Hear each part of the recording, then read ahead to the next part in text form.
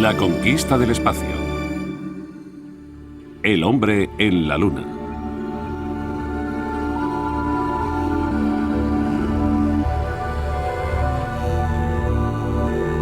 Estados Unidos mantuvo la promesa a su presidente fallecido y se convirtió en la primera nación que llevó humanos a la superficie de la Luna. Su único rival había sido la Unión Soviética. Los rusos también tenían las capacidades técnicas para tal operación, pero parecía que era el destino, y no un mal plan o un mal trabajo, lo que hacía que fallaran en sus intentos. Los soviéticos habían rodeado la Luna con una cápsula Son que había regresado, pero una serie de fallos en el lanzamiento de los vehículos había echado por tierra sus esfuerzos. Estados Unidos también había tenido fallos técnicos y trágicas pérdidas, pero siguieron en la carrera diligentes y centrados. El vehículo lunar del Apolo 11, llamado Eagle, en el que volaban Neil Armstrong y Buzz Aldrin, se posó en la superficie lunar el 20 de julio de 1969. 30 feet, 2.5 down. Straight shadow. 4 forward, drift into the right a little. 20, down a half. 30 seconds. Forward, just. Good. Okay. Contact light. Okay, engine stop. Houston, Tranquility Base here. The Eagle has landed. Roger, Tranquility. We copy you on the ground. You got a bunch of guys about to turn blue. We're breathing again. Thanks a lot. El Eagle permaneció en la superficie de la Luna un poco más de 21 horas y media. It's one small step for man, one giant leap for mankind. Armstrong y Aldrin caminaron por la Luna durante 2 horas, 36 minutos y 40 segundos. En ese tiempo, recogieron 21 kilos 55 gramos de rocas lunares y muestras del suelo. Plantaron una bandera de Estados Unidos, colocaron instrumentos científicos y hablaron con el presidente norteamericano Richard Nixon. Hubo que ajustar su tabla de tareas de vez en cuando debido a inesperados retrasos.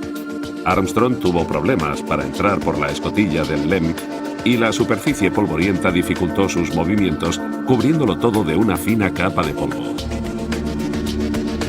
Tuvieron que reducir a la mitad su colección de muestras y su estancia se amplió 15 minutos para que pudieran cumplir sus objetivos. Regresaron al Eagle, guardaron las muestras, desecharon el equipo que ya no necesitaban, incluyendo las mochilas lunares, una cámara y sus trajes. Aldrin también dejó una pequeña bolsa de recuerdos en la superficie conteniendo un disco con un mensaje, una hoja de palmera de oro y una placa de la misión del Apolo 1 en memoria de sus 3 compañeros fallecidos. Luego la tripulación descansó 7 horas antes de iniciar el ascenso. Una de las cosas que tuvieron que hacer fue reparar un interruptor roto que accidentalmente había estropeado Aldrin. Utilizando como herramienta el capuchón de un bolígrafo, Aldrin sacó y sostuvo el pulsador, lo que les permitió encender el motor principal de ascenso.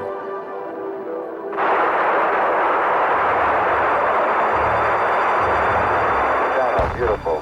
Very smooth. Very quiet ride. There's that one figure down there.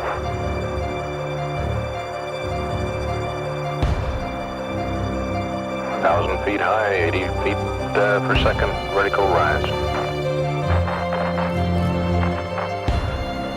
Desgraciadamente, los astronautas habían plantado la bandera norteamericana demasiado cerca del LEM y se quemó con el calor del escape del cohete.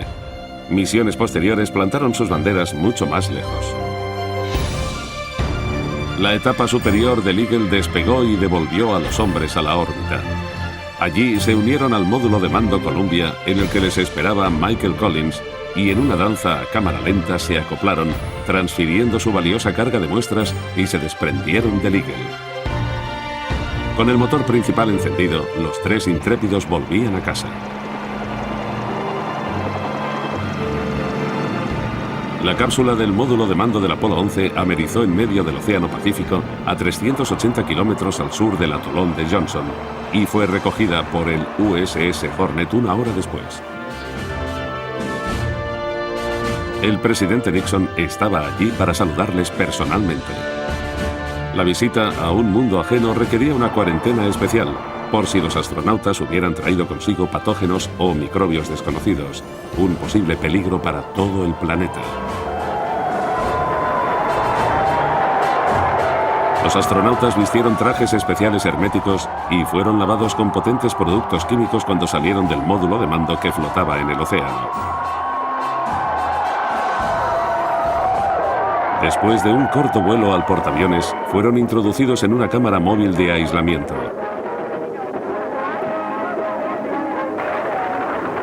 Estuvieron en estricta cuarentena hasta que llegaron a Estados Unidos y al Laboratorio de Recepción Lunar de Houston.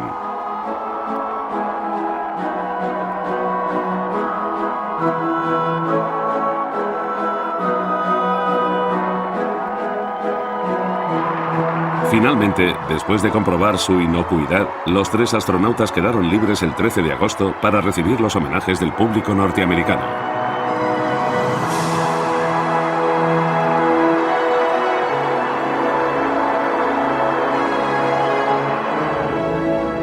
En Los Ángeles tuvo lugar una cena de Estado con la asistencia de los representantes de 83 naciones, en la que los 3 astronautas fueron condecorados con la Medalla Presidencial de la Libertad.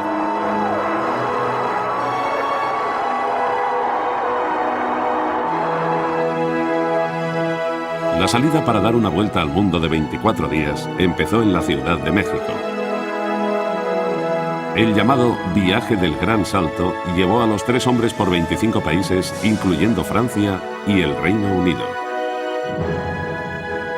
Muchas naciones lanzaron sellos conmemorativos, condecoraron y agasajaron a los magníficos exploradores que a veces parecían más desconcertados que audaces.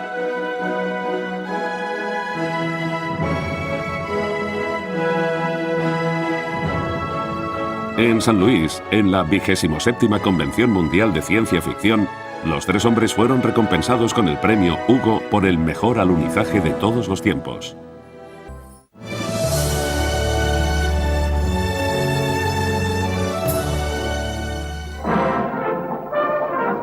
Los homenajes y los desfiles continuaban incesantemente. En una sesión del Congreso en la ciudad de Washington, los 3 astronautas presentaron 2 banderas, una para el Senado y otra para el Congreso. Ambas habían ido y vuelto de la Luna.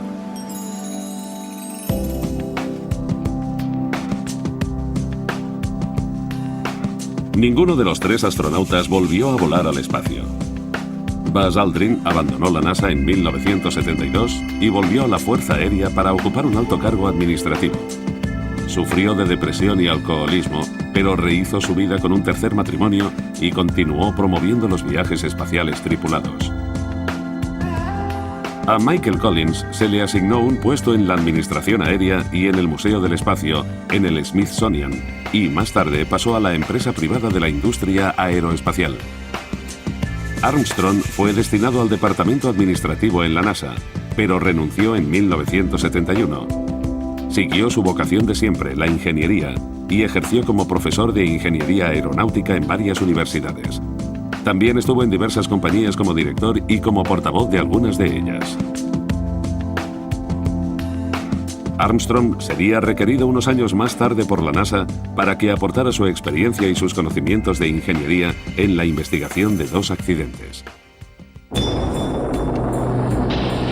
En 1969, Norteamérica se lanzó a una guerra impopular y de desgaste en Asia. El pueblo y en particular el gobierno de Estados Unidos estaban entusiasmados con el programa espacial y sus avances, pero desgraciadamente duró poco. Se había llegado a la cima, se había alcanzado el objetivo, pero a pesar del gran logro, decreció el interés del público y rápidamente se interesó por otro tema. La conquista del espacio por los superpoderes parecía haber anulado otros intentos de explorar el espacio. Aunque los soviéticos habían lanzado el primer satélite en 1957, el Sputnik, y los estadounidenses el Explorer 1 en 1958, otras naciones habían trabajado para lanzar sus propios vehículos y satélites. Canadá lanzó su satélite Alouette 1 el 29 de septiembre de 1962 a bordo de un cohete norteamericano, Thor Agena B, desde la base de la Fuerza Aérea de Vandenberg. Francia se convirtió en la tercera nación independiente que lanzaba con éxito su satélite Asterix a bordo de un cohete Diamant que despegó desde Argelia el 26 de noviembre de 1965. Poco después, utilizando un pequeño cohete sonda, el Scout B, Italia lanzó su primer satélite San Marco II desde la plataforma de San Marco, en la costa de Kenia. Australia había desarrollado su propia base de cohetes, Boomerang Rocket, y propulsado por un cohete norteamericano Redstone, puso en órbita su BRISAT el 29 de noviembre de 1967. El Reino Unido desarrolló su misil balístico Black Arrow, que lanzó desde Boomerang, y también con éxito su satélite Próspero X3 el 28 de octubre de 1971. Anteriormente, en abril de 1970, la República Popular de China disparó su cohete Largo Camino desde el centro Yihuan de lanzamiento de satélites, poniendo en órbita su satélite Dongfang Hong 1. Una de las primeras naciones que ya en 1955 inició la investigación de cohetes espaciales fue Japón. El Instituto de Ciencias Industriales de la Universidad de Tokio lanzó su primer Pencil Rocket desde Kobukuni, Tokio. Al mismo tiempo, se formó el Laboratorio Espacial Nacional adjunto al Departamento del Primer Ministro. Más tarde, el Centro Akita de Pruebas de Cohetes se estableció en la playa de Michikawa, en la prefectura de Akita. Allí se hicieron muchos lanzamientos de pruebas de cohetes Pencil y Baby. Los alemanes tenían a von Braun, Norteamérica a Goddard y Rusia a Korolev. Japón tenía al profesor Hideo Itokawa. Después de la Segunda Guerra Mundial, Japón empezaba de cero en la investigación de cohetes. Los estudios y los desarrollos anteriores habían sido destruidos por los diseñadores ante el temor de ser acusados de crímenes de guerra o desaprobados por las fuerzas aliadas.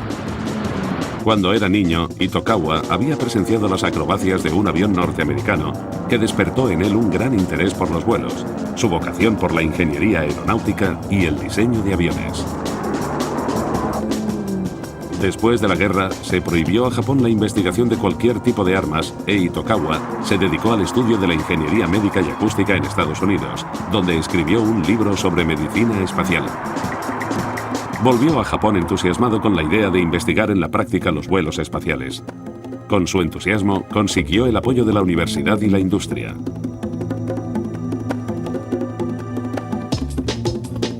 En junio de 1958, un cohete Kappa K6 de 2 etapas alcanzó una altitud de 60 kilómetros.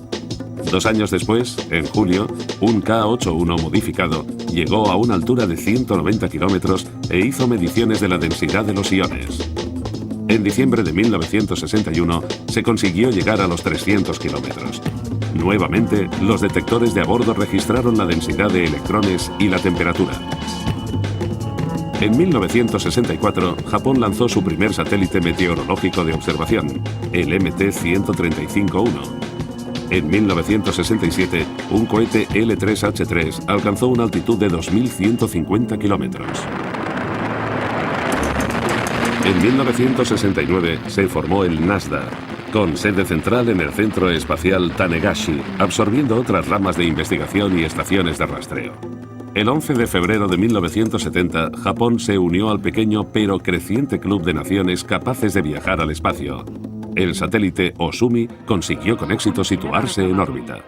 Su naciente industria electrónica y su floreciente economía convertirían a Japón en un miembro clave de los proyectos futuros de los vuelos espaciales no tripulados.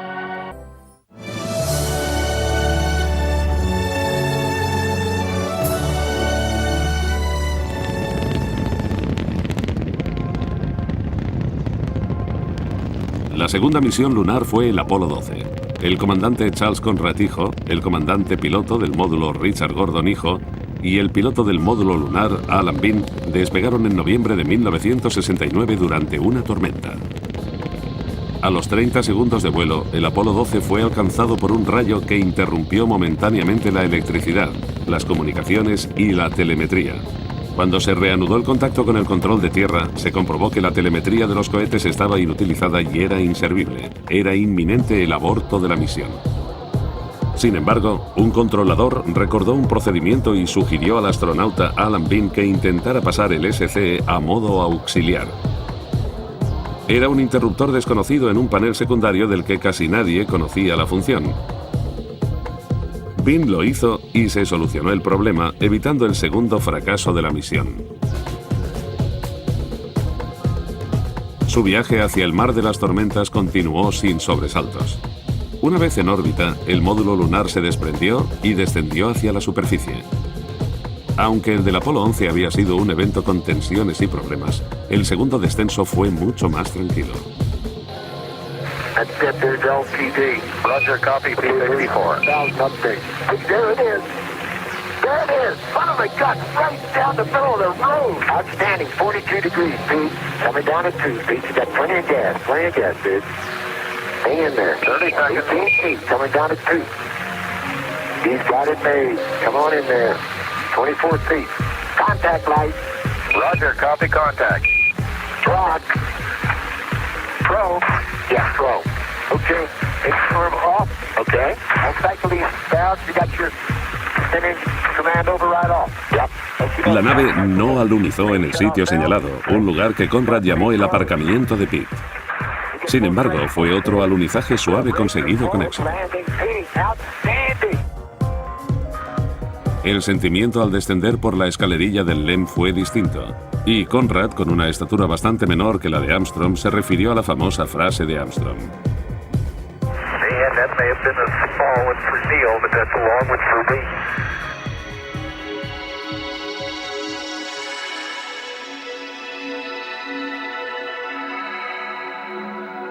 Se había planeado que la misión estuviera más tiempo en la superficie, 31 horas y media, y 7 horas y 45 minutos en total para los dos paseos.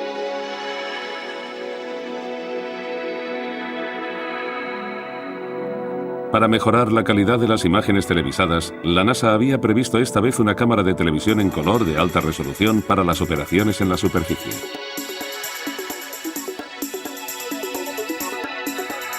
Sin embargo, Bean, que había instalado la cámara cerca del Intrepid, inadvertidamente la apuntó hacia el Sol. Y el tubo se dañó enseguida. Apenas hay cobertura de las operaciones en la superficie.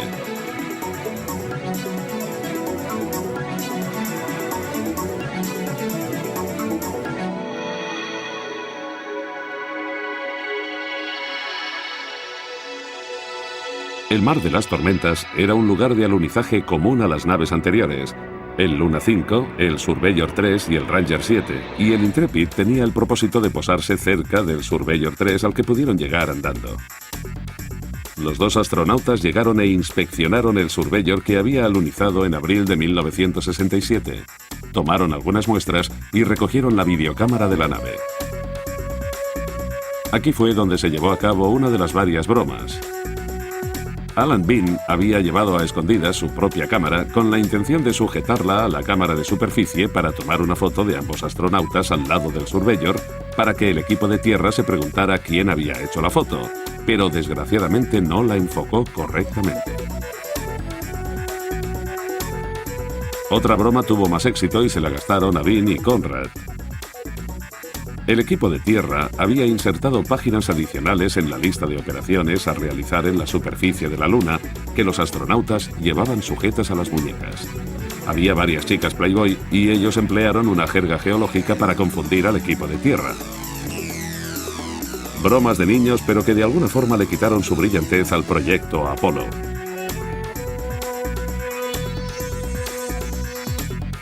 En la Tierra hubo quejas a las cadenas de televisión porque se interrumpió la emisión en directo del lanzamiento del Apolo 12. A veces la fama dura poco. El Apolo 12 completó sus objetivos, colocó varios instrumentos para experimentos en la Luna y recogió muestras con un peso de 34 kilos. Antes de abandonar la Luna, Bean dejó las alas de piloto del astronauta Clifton Williams, fallecido en un entrenamiento. También dejó varios rollos de película veladas accidentalmente. ¿Tuvo algo que ver la lista de tareas de su muñeca?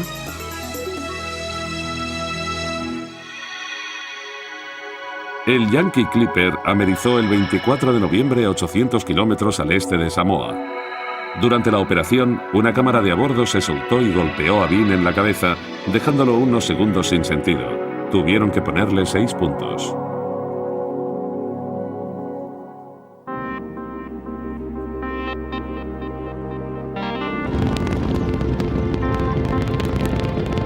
La tercera misión lunar tripulada, el Apolo 13, despegó el 11 de abril de 1970. Hubo un cambio de última hora a causa del sarampión y un miembro de la tripulación de reserva, Jack Swigart, fue nombrado comandante piloto del módulo. El comandante del vuelo era el veterano Jim Lovell y el piloto del módulo lunar era Fred Hayes. Durante la primera fase de la misión ocurrió un incidente de menor importancia. El motor central, uno de los 5 de la segunda etapa, se apagó prematuramente.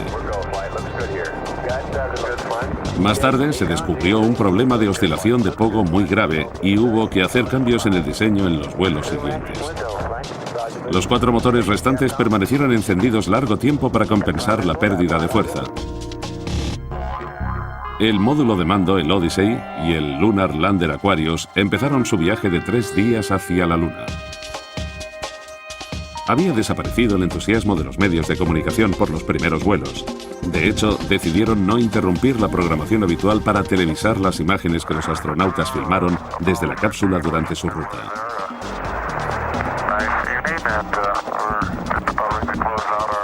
La última noche se produjo un cambio en el centro de mando cuando la tripulación iba a tomarse unas horas de descanso.